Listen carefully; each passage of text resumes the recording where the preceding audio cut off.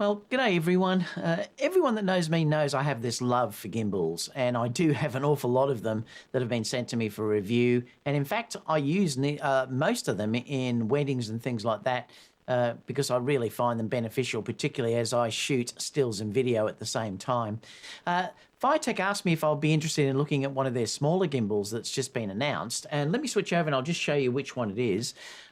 So it's actually this unit, which is called the SCORP Mini. Now, I know there's another SCORP, which is a larger one, but this is designed for the smaller mirrorless cameras and also iPhones and GoPros and things like that. So I thought what we'd do first is have a look at an unboxing of it. Then what we could do is have a look at how it sets up, how you sort of use it with a camera or with an iPhone or something like that. And then we'll go out and do some shooting in a separate video once I have this all set up. So let's do an unboxing and let's see what's in it. Okay, so in the actual box is a manual. It looks like it's a fairly decent one. I think you can also download the operating system and manuals as well if you want to go electronic, if you wanted to do it that way.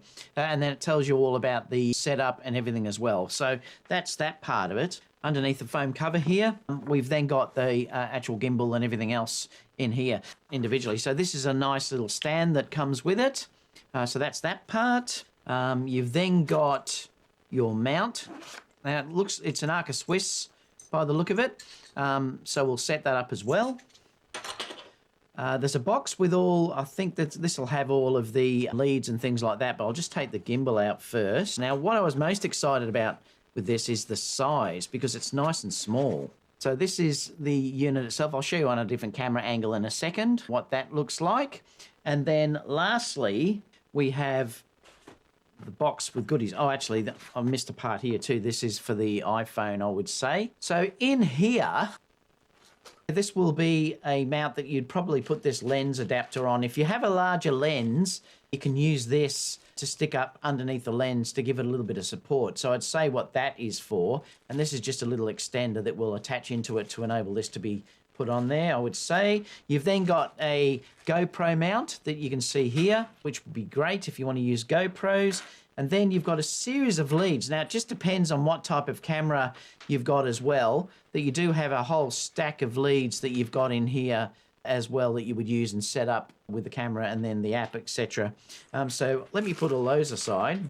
All right, so looking at the gimbal itself, really nice and small. If you don't want to have the handle on this, well then you've obviously got just this part to hold on to as well, which the grip, which is nice. I'll stick the handle on just to show you how this looks with that on. So you can see there that that gives you a little bit more room to hold on to it if you wanted to go that way. It does have nice locks on this. So you can see on the side that there's nice locks to push to lock everything off. Sometimes some of the gimbals have very small locks, so they're a little bit hard to sort of, click on and off or to loosen it off so you can access it. This seems to be really nice and easy because they're quite big. You do have a screen on the back. I'll have to charge this up before we use this, but there is a nice screen on the back and there's a joystick. Looks like there's a menu switch here, a record button here if you connect this to your camera.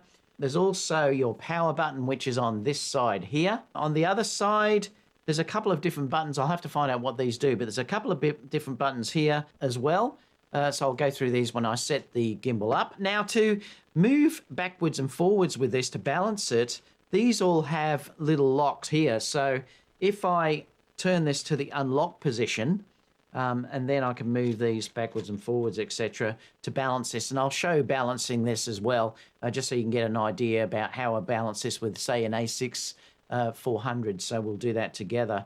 Apart from that, it looks really nice. I like the way too that you could hold this way. So you have got two ways of holding this. That's great. Or you can hold it, say, straight forward too, like that. So that's the unit itself. So what we'll do now is I'm going to charge this up. So we'll get that done, and then I'll balance it, and we'll have a look at how you balance this and how it holds, say, something like an A6 400 as well. But we'll do that now, so I'll charge it, and I'll be back soon. All right, so what we're going to do now is we're going to balance this gimbal. I'm going to use the A6 400 here. I've already put the base plate on. I haven't locked it in yet because I might move it backwards and forwards a little bit. So what I'm going to do is I'm just going to unlock it for the moment, just to get the gimbal into position. So I'll unlock everything. And then what you do is you can just move this around until you get it in the correct position like this. Now, you'll know it's in the correct position because it'll say this side up. So that's one way of checking to make sure that it is like that. Now, once I've got it in that position, I'm going to lock off this one, and I'm also going to lock off the bottom part as well. That stops that all from moving like that.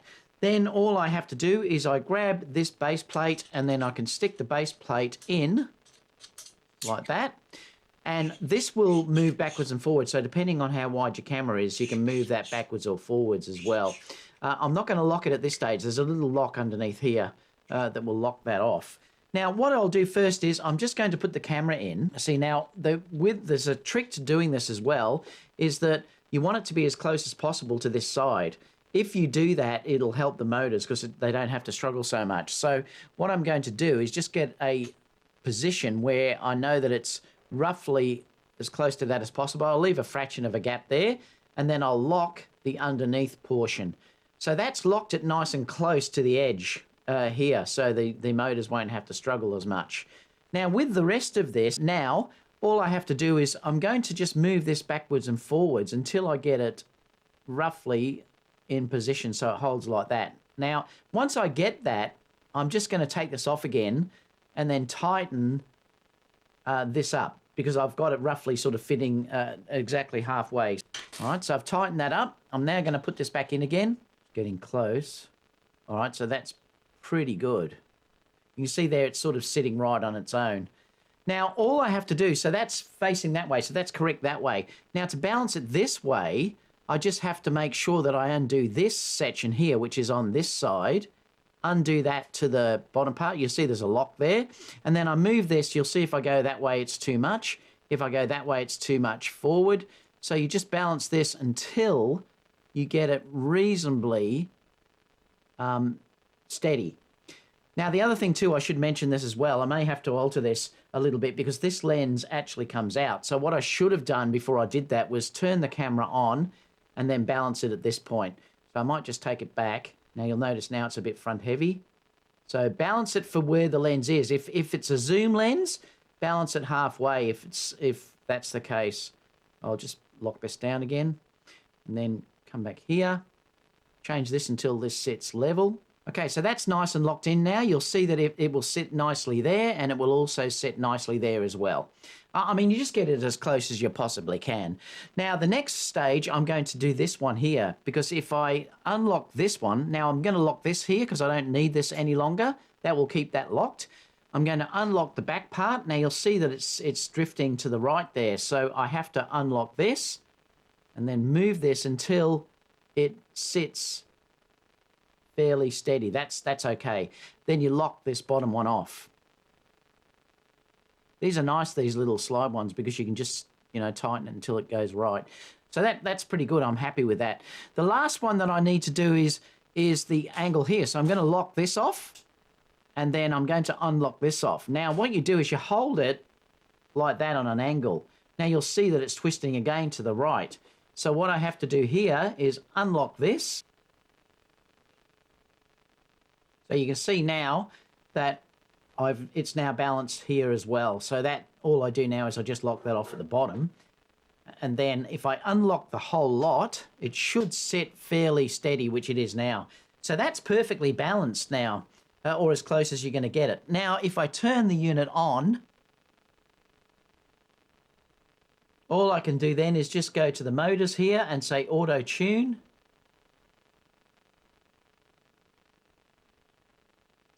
I then say start tuning. It'll vibrate, and then the gimbal is basically completely balanced. So that's as easy as that is to get it up to that point. It says calibration complete through here. And then there you go. It's now completely balanced with the A6400 with this lens on. This is the kit lens. It's nice and light, so I'm not sure how it will go with a heavier lens. I'll have to test that to sort of see how it actually goes, but it's handling this very, very well.